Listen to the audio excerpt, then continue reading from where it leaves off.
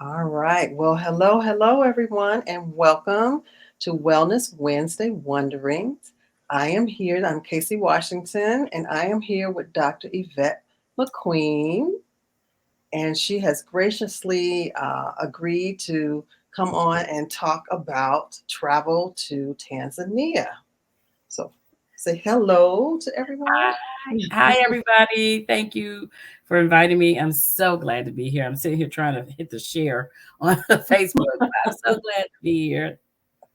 Great, great. I'm going to read your bio, but I'll put on these glasses because these old eyes need them. So, Dr. Yvette McQueen is a global physician on a mission to educate about health, wellness, and disease prevention. She is an emergency medicine and concierge travel physician. Dr. McQueen is a 4 times bestseller author, speaker, consultant, CPR first aid instructor, wilderness emergency care training, and international teaching for the American Heart Association.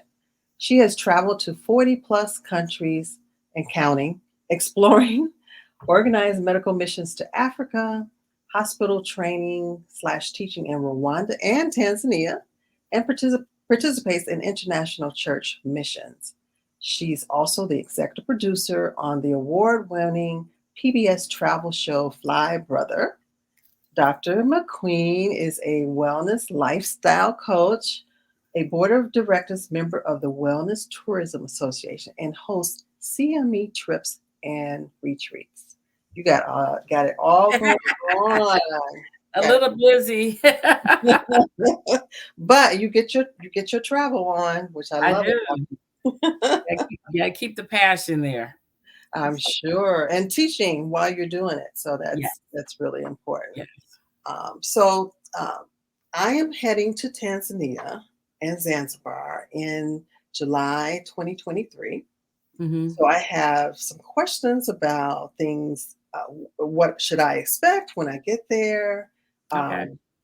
Um, what about the people, the culture, and of course the health and wellness part. That's very important to me, Yeah. and the things that I will need to do to stay healthy while I'm Yes. there. So first, if you can tell us a little bit about your experience in Tanzania and how you got there and things that you were doing, we'd love to hear that. Okay. So, actually, I went to Tanzania. Ooh, I want to say 2015, 2016, somewhere back then. I went to Tanzania, and that's one of the places I worked with the International American Heart Association, where we were actually teaching at the hospital there for the nurses and doctors. Well, while we were there, one of the workers, she said, "Oh, I own a travel agency, and do you want to spend your weekends like doing a safari or something else?" So we were there for a full 2 weeks.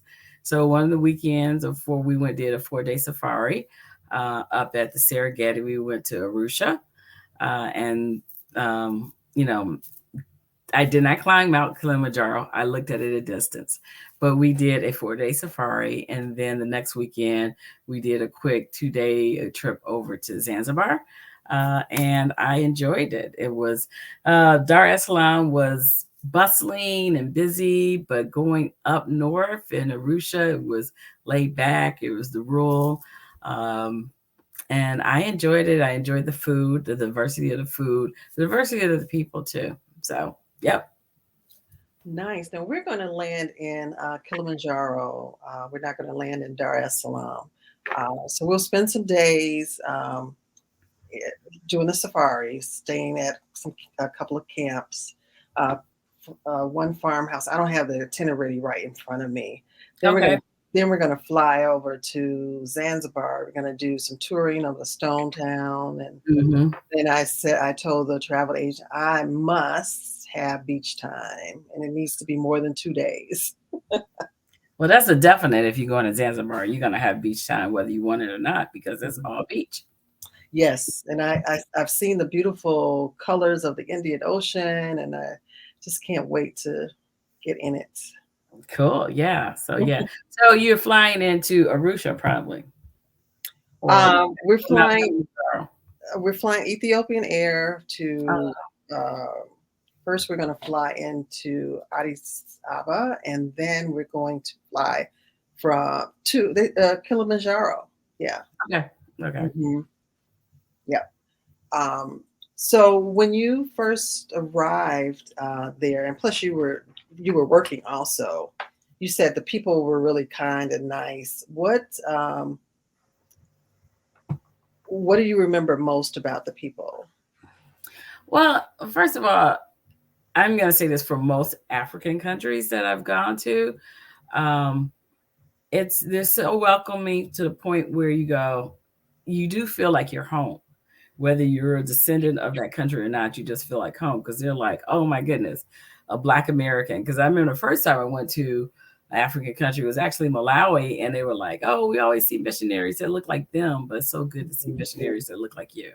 Great. So they really are very welcoming to Black African Americans that's coming home or coming to visit. So that's why I always feel that's what I always feel like when I say it's so warm and welcoming, because I just feel like a family open their door to me. That's great. That's great. And I wanted to experience because I've been to West Africa, I've been to North Africa, so of course I want to experience East and Hmm. South Africa, and I just kind of want to see, the differences, and the history is always so rich. Oh, Where definitely. we go, yeah, and I want to know more about that. Now, what do you what was the food like? Because people always ask, well, what about the food? The food is very. You got to remember, Tanzania is um, a mixture of a little. I want to say a little. It's half Christian, half Mm, Islamic. yeah. So you got to deal with that. Hmm. And it's so you can actually. I didn't think their food was very spicy. Like when I went to Ghana, that was spicy. Yes. but but And I their like food, spicy, and it was like, woo. ooh, Mhm. right. But it was seasoned, but good. So, and I guess it's various difference. And then they take a lot of, I guess, Indian influence too, Mm. into their food too. Mhm. Okay, I like Indian food, Mhm. and I'm sure there's seafood once you get down to Zanzibar, and Oh, well, it's fresh. It's right. yes, Well, good, you get got right the out the ocean. water.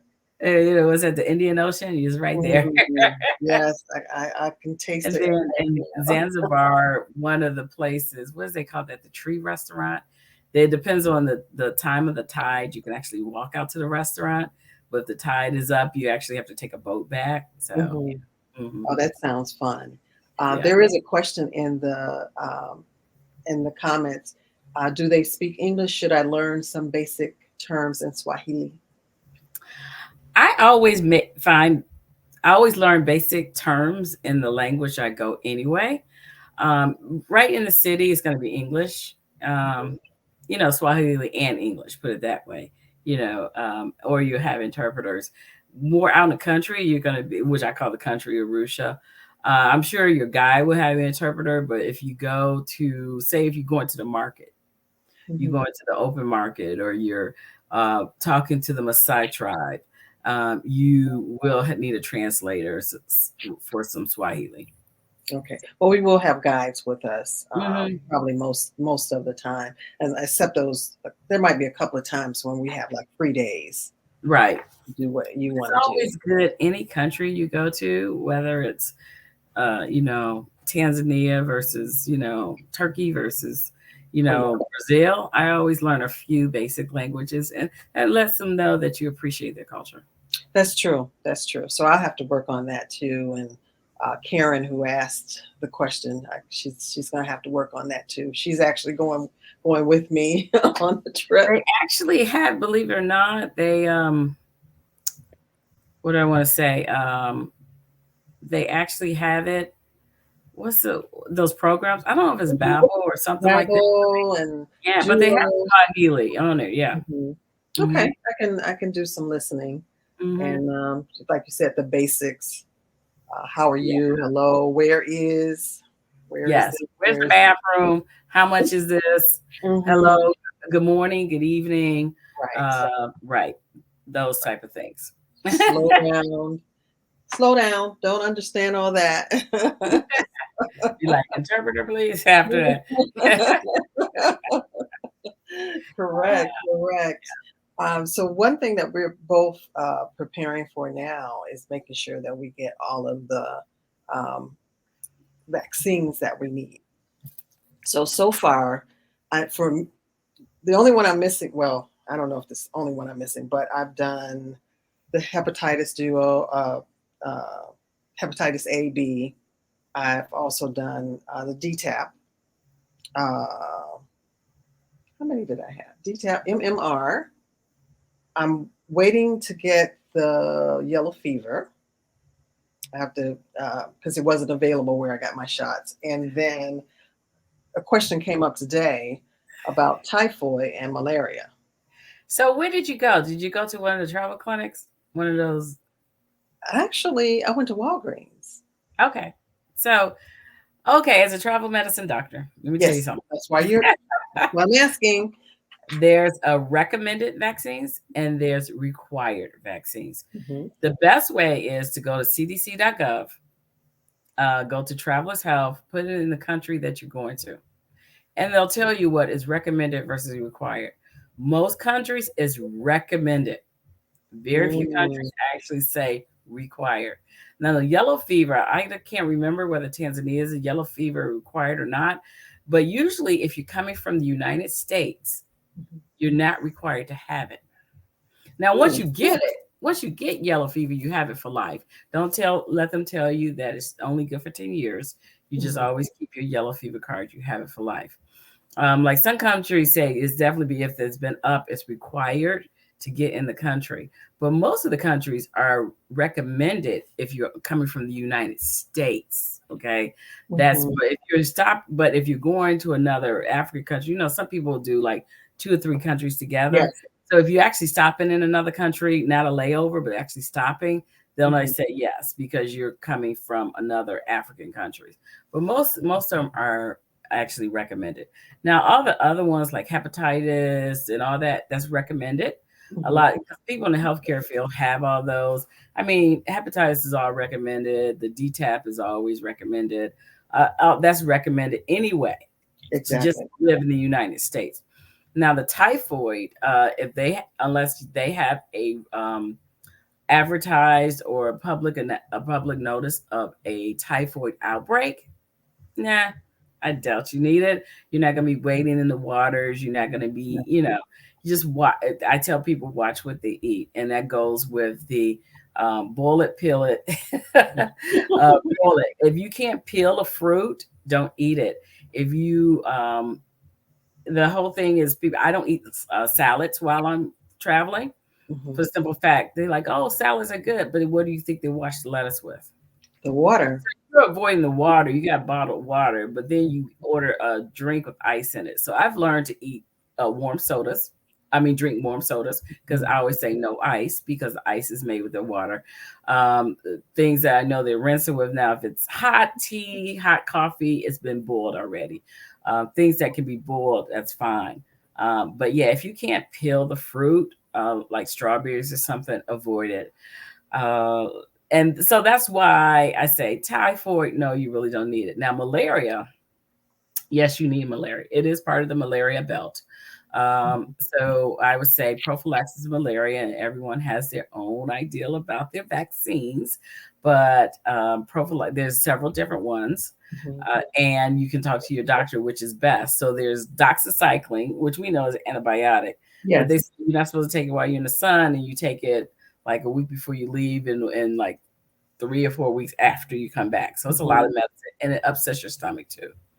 Right. Another one is Larium, which you take a week before and then 2 weeks after you come back. But that one gives people hallucination and dreams, and you definitely should not take that if you're on any psychiatric ADHD medicine.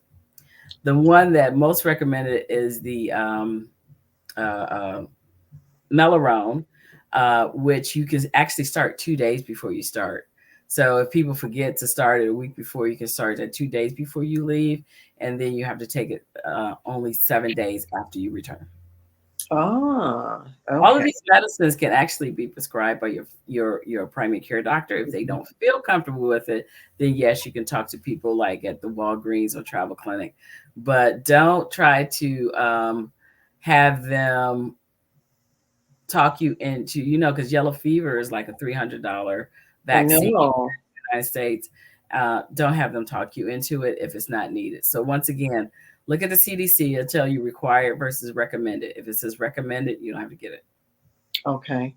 Um, I know years ago when I worked in Haiti, we had to take, and we're talking the 1980s, and we had to take those quinine pills for malaria. Oh, for Yeah, malaria, yeah. yeah, and Yeah, I know quinine, it. they sometimes affect your, they give it's weird because it can affect your electrolytes and Mhm, your neural of your legs. A lot of people get leg cramps and things from that. So no, and there's a lot of malaria resistant out there too. So that's another thing about the CDC tells you if that country is resistant to certain type of anti-malaria medicine. hmm. Okay, that's good to know. I'm taking notes too as we talk about this.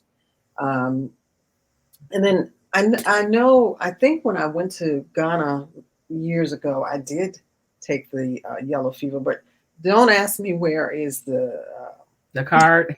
uh, Yeah, if you know who you got it from or where you got it from, they can duplicate it. Mhm. Ghana is one of the countries that required it. They require it no matter where you're coming from. They do.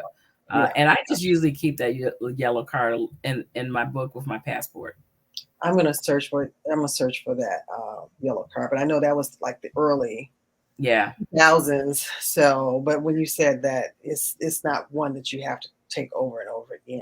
Yeah. So And I'm gonna. also because of, as we come out of this pandemic, your COVID vaccination, if you have it, I would have a copy of that or take it with you just in case you need to go somewhere that they require it.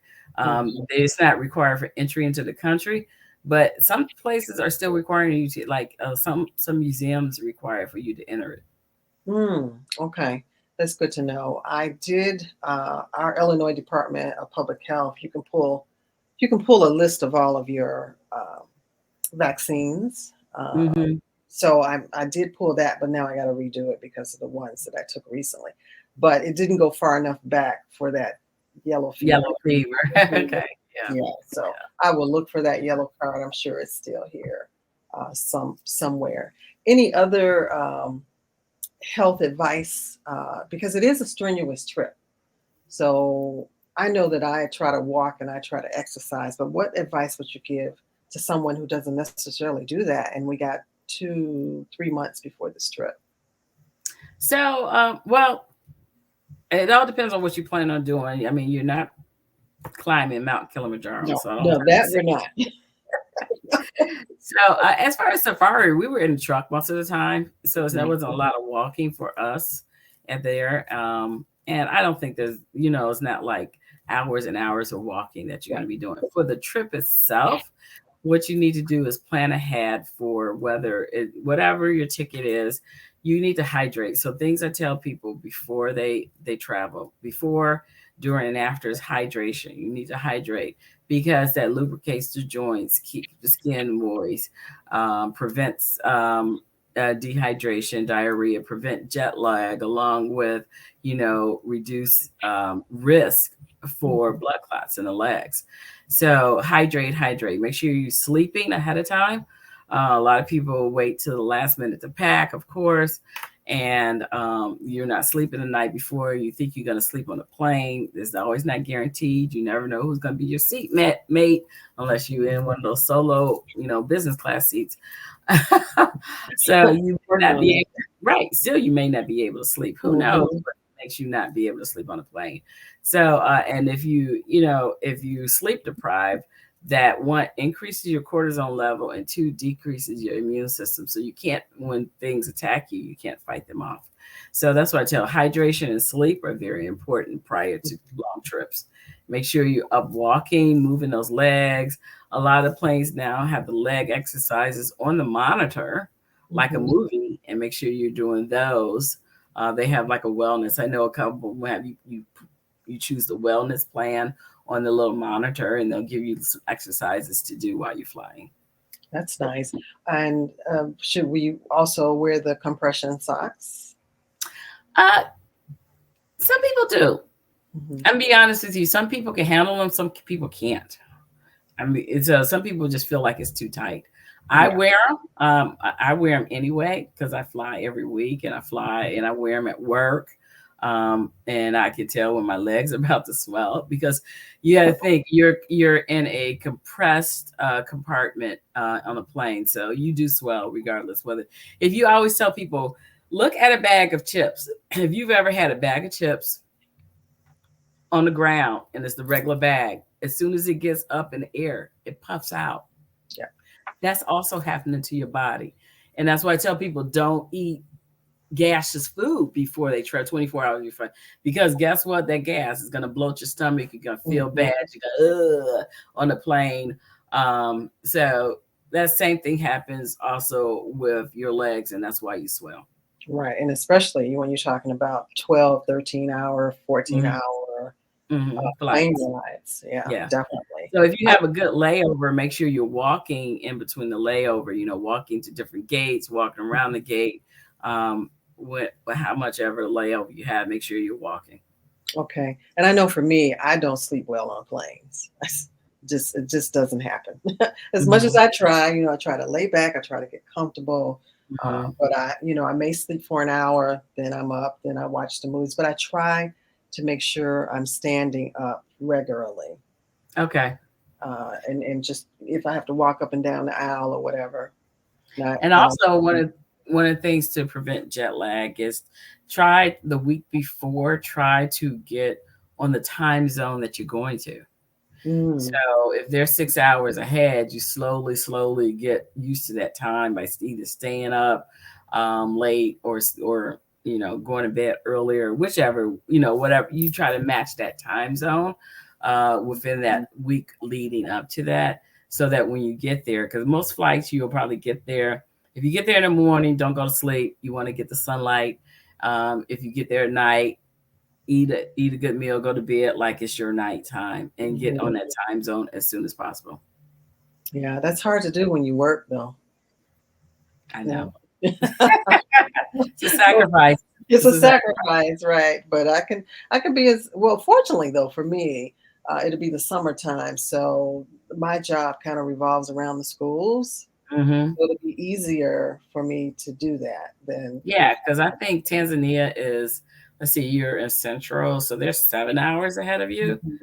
Mhm. So you have to think at you like start going to bed earlier and start getting up earlier. Yeah. So Yeah, that's start yeah. setting the clock Yeah, just just right. like 1 hour each day.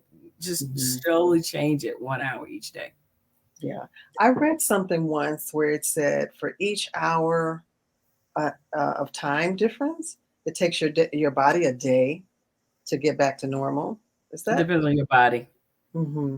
It is. I mean, usually I don't have jet lag. Usually I don't have that problem because I do it ahead of time. The last trip I took, I went to Ghana and I did not follow my recipe. Guess what I had? Jet Jet lag. Oh yeah. Oh yeah. lag. And it took me coming back. It wasn't so bad going that. So for me, going west to east is not so bad. Hmm. For me, going east to west is what affects me. So you have to actually know what affects your own body. So Yeah. I know that. So coming back home, it probably took me 2 days to recover just because I Mm. did not follow my recipe. I knew I was dehydrated. I got on the plane. I tried drinking the water. I wasn't asleep. Things was Just going wasn't going on. right. I was like, okay, I know I'm not. So when I got home, I was like mentally drained. I was like, I Hmm. don't want to talk to anybody. And it did take, I'm glad I didn't have to work. But I sat there and go, I didn't even follow my own recipe. So, Mm. Yeah, I can remember going. I think the worst jet lag I ever had really was coming back from Bali, mhm. and it was a 13-hour time difference, and it took me almost a week to get back Wow. to normal. I just I just couldn't get right, you know. Yeah.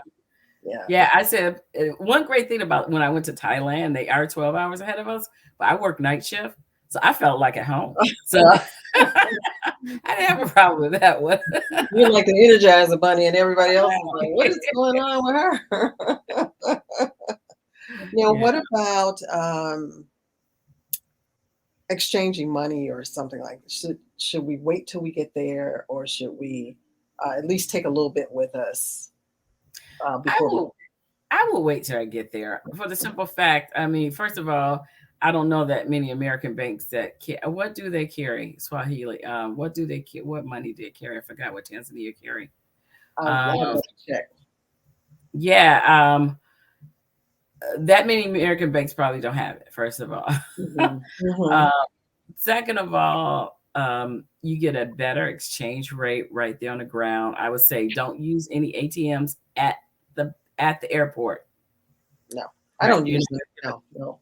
Well, some people can use the ATMs, Hmm. their card at the ATM, which will give you the daily exchange rate, which is Right. okay. Some people use the local exchanger, and you can Hmm. always talk to your tour guide because a lot of times, if you have a group and your tour guide, what they do is say, "Hey, we're gonna bring somebody in at 5 o'clock p.m. and you exchange your money." Now, what I'm going to tell you is the larger US bills get better rates, believe it or not. So if you're taking Hmm. 50s and 100s, they get better rates than 20s. Make sure your US dollars is 10 years or younger, which means none of them can be labeled older than 2013. So like 2009, so look at your dollar bills. There's a date on. Hmm. Like someone Hmm. once told me, there's a date on the Oh, your yeah, money. Money is minted and dated. It yeah. is. So And you it's look at serious. like, It's like so if you serious have money. a 50 that says 2009, They're not they like the messing. newer bills. 2000, so since we 2023, 2013, and 24. So bills are only minted like so many years. So I know there's 2013 bills out there, 2017 bills. Mhm. I haven't seen any bills higher than that lately. I don't know if they made any in 2020, 2021. But yeah, make sure they 2013 or more. Okay. Mhm. Karen was saying Tanzanian shillings. Okay, Mhm. yeah, the shillings, yeah. So yeah, Mhm. you're not gonna find many U.S. banks that fine. It has to be like the international bank. So I would just wait till I get there. Yeah, it's probably. I know here in the city, here in Yeah, Chicago, Chase and Citibank usually do, yeah. but because it's not a It's type of not the money, usual like right? euros or Euro, yens or yens, or the yeah, Canadian no, dollar. yeah, So, no. And that's good to know. yeah, and if you stay in I don't know if you when you first touched down in Mount Kilimanjaro, if you stay in at one of the hotels, Yes. uh, uh, they I'm sure have ATM or exchange rates right there around that hotel, Okay, that's good. Good to know, especially about and the you date. probably can use your credit card right there. Yeah, looking at the Except date. a lot of foreign countries don't like American Express because they have extra fees.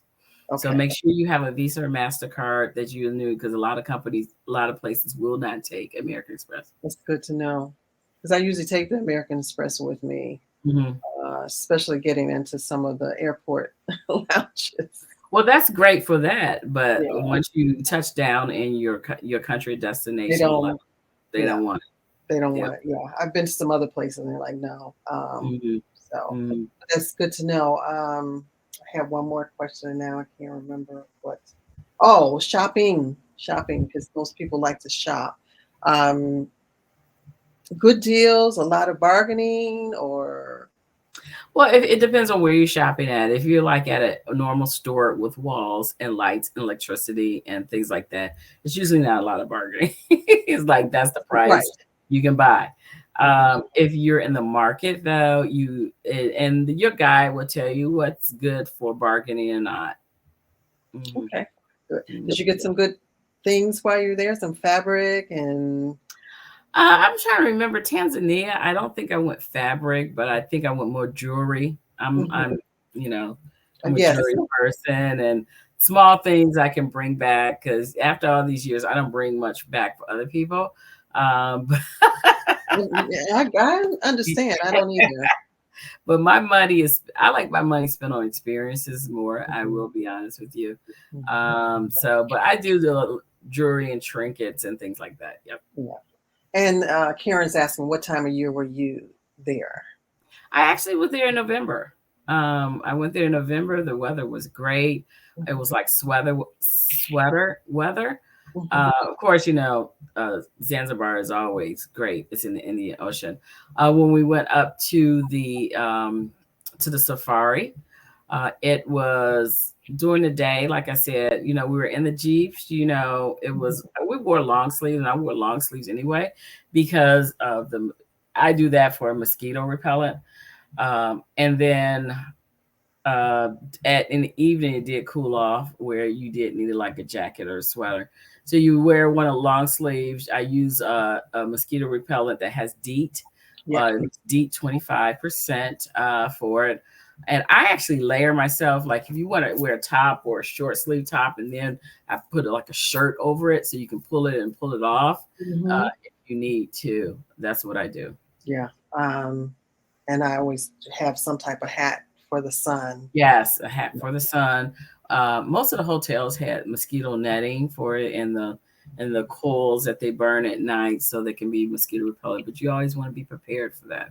Definitely, the mosquito thing is. Hmm. Hmm. I always, even some places don't even require you to have a mosquito. I always have some type of Yes. mosquito Yes. repellent in the bag, and Yes. and a lot of times I do wear long sleeves, and I also get heat rash. So that's Oh, okay. and you can get that breathable fabric now, even if it's really hot outside. Yes. That fabric is pretty.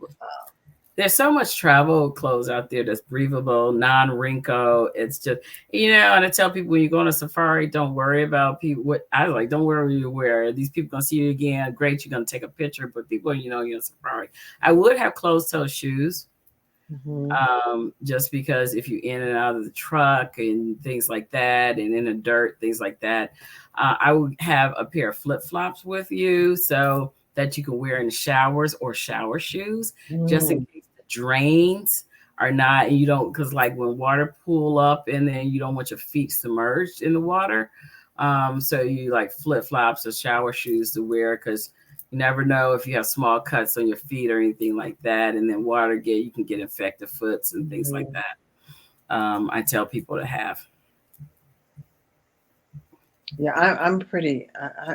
Even in it was a lot of places I travel. I try not to get in the shower with just my feet because you just Mhm. don't know who's been in it and how well they cleaned it. So, Yes, yes, fungal feet. And then, yeah, I always take wipes for everywhere I go. I mean, even when I'm traveling the United States, I have either Lysol wipes and get the flat ones. What you can do instead of getting the big containers, get the ones mhm, that's flat in packs and then put it in a Ziploc bag yeah, yeah, to keep them moist because sometimes they leak out. So you want to keep that moist. true, true. And I Mhm. and I always take Ziploc bags for other stuff too Yeah. because they just come. They make great barf bags too. People don't know that, but Another thing you need to take is if you like face towels, take them with you because all countries don't provide face towels. That's face towels is actually an American thing, believe it or not. yes, yeah, So all countries, all hotels don't take face towels. I take facial wipes because I just don't want towels that's used on other people's body on my face. So I always wipe my face or take my own face towels. So you can get them 10 for $4, 10 for $5, Walmart, Dollar Store, wherever, hmm Target, and just leave them there. Don't have to bring yeah. You don't have to them bring them back, right? back. $4, right? And sometimes, depending on where you are, if it's humid, they don't always dry as well. So Right, right. you don't want that wet stuff in your suitcase. We've already been told though that don't pack too, which I'm a light packer anyway, but don't pack a lot of stuff. One bag per person. One bag. You gotta think you gotta reuse. You know what? You gotta reuse clothes. So if you have like say if you have your cargo pants, 1 or 2 pants for your safari, and avoid black. I would avoid black because that I've never seen them, but they said they attract the TC flies. So you want to stick with your beige. You see, that's why people wear the khakis and all that. Mhm. So one or two pants for your safari, and you might even consider just going getting some pants at whether Target or something that you might decide to leave there, especially if you end up getting muddy and stuff like that. Because there are some that I got so muddy on another trip that I was like, okay, these are staying here. I'm not bringing Mhm. these home. These not going back in my suitcase. Yeah, I've done that. Yeah. So consider that, and then just a lot of the shirts that go on and off, on and off. Yeah. And then, of course, your swimwear that you want for Zanzibar. Now, remember, in Zanzibar, um, the It's Muslim very yes. So, you modesty. when you're in Stone Town, you're not trying to show your skin. You're Okay. not going there with like if you're on your resort or at the beach, and they say swimwear is okay, but if you're walking through town, please no swimwear, booty shorts, cleavage, like Mhm. that, or you will be mistreated. I believe it. I believe it. Well, we won't be wearing the booty shorts and you Okay, know, just have to say that for your audience because there's some people out there be like, yeah, it's hot. I'm kind of no, no, don't do it. Don't do it. don't do it. Don't do it. Don't do it. Modesty. Just Yes, enjoy just yes. be cognizant of where you are in the culture. That's it. And that's the whole thing of researching where you're going and plan for it. But Okay. yeah, one suitcase per person because if you're going to be going in and out of the camps or the hotels and things like that, someone's going to have to handle your luggage.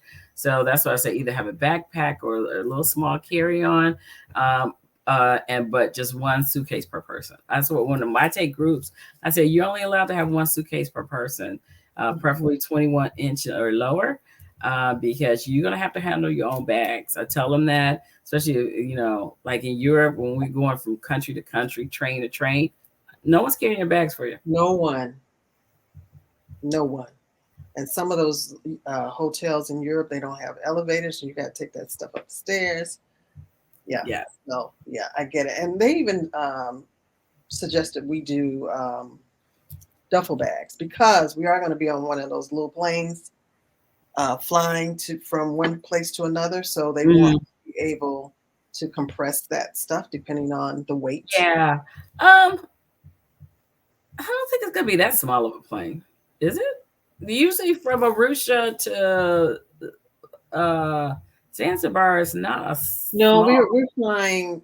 We were flying somewhere else in between.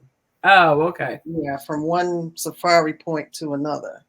Oh, okay. So it was one of those little. That one of those propeller planes, you may be. You're right, and they are weight dependent. So if you take too much, they'll leave your luggage. Yeah, we read that. So, like I It's said, weight. I know how to pack light.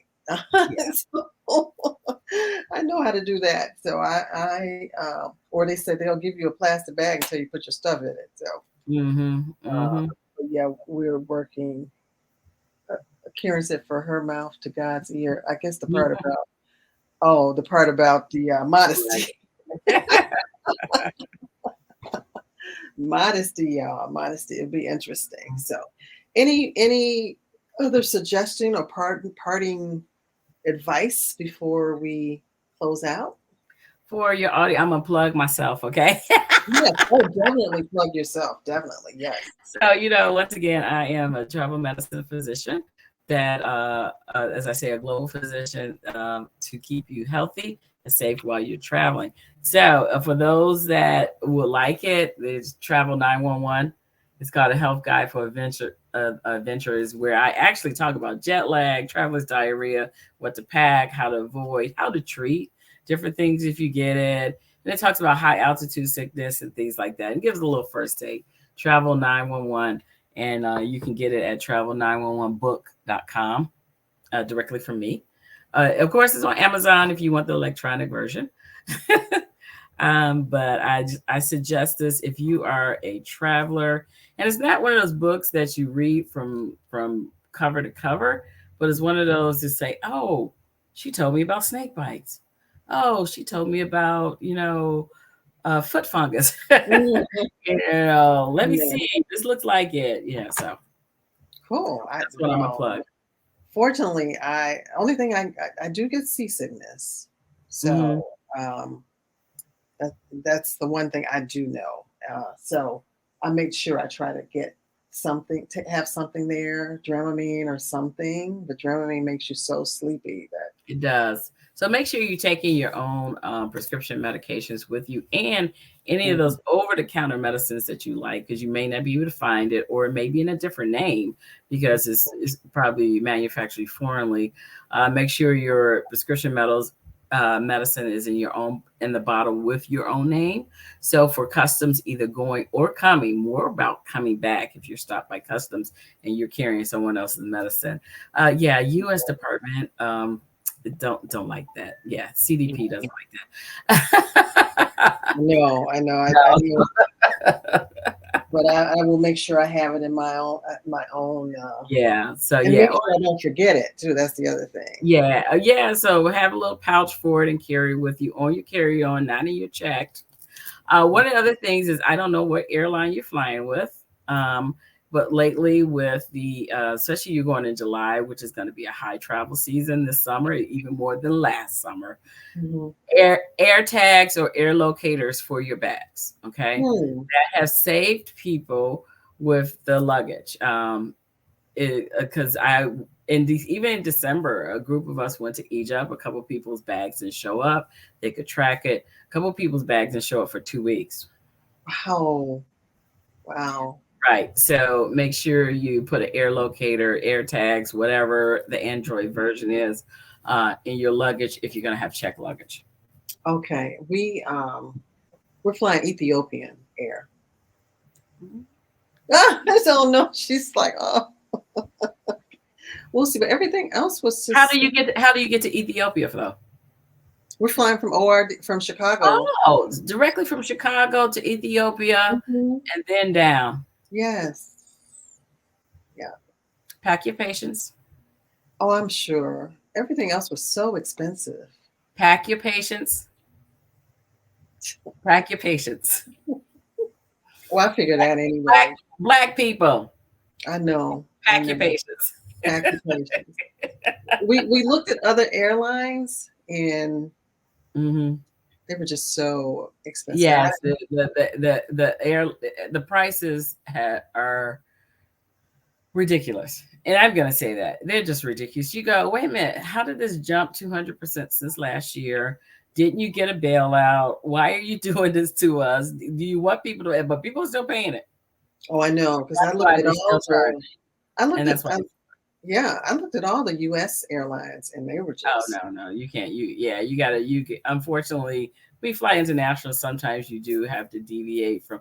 I tell people I am a Delta loyalist, but Mhm. sometimes You you know, gotta. from Atlanta, Delta loyalists, but sometimes you do have to deviate when you go outside the country. Yeah, we did look at Delta and KLM. Yeah, they're Yeah, not gonna have the highest now. I mean, they're not gonna have the lowest. There's no yeah. way they're not even gonna come close to being the least amount. So I can I'm tell just you that. praying that all works out. Pack We your are patience. leaving a day ahead, so Just pack your patience, be flexible, be amenable. I mean, you never know what's going on in the summer. Just just be pack your patience. flexible. Yes. Yeah, yeah, Yep. that I will be. That I will be. Well, I want to thank you. This has been very informative. I took my notes and got a few more things that I need to do. I get my little checklist and um, just make sure. I don't want to rush, so I want to make sure that everything Right. is done way ahead of time. So Yeah. I really appreciate all of this information, and hopefully it will help some others who are planning not just trips to Tanzania, but anywhere in Africa or any long overseas trip to do their research and to do their homework. Yes. So, Do so the that is research, do the homework, stay hydrated, and sleep well. and sleep well. I'm praying that I sleep well. Well, after a while, your body says you're going to sleep, even if it's right in the middle of the safari. You're going to sleep. Well, thank you again. We're going to sign off, and I hope that we get to have one of these sessions again about travel, about health, whatever we want to talk about. All right, take care. Peace and love. Bye. Bye.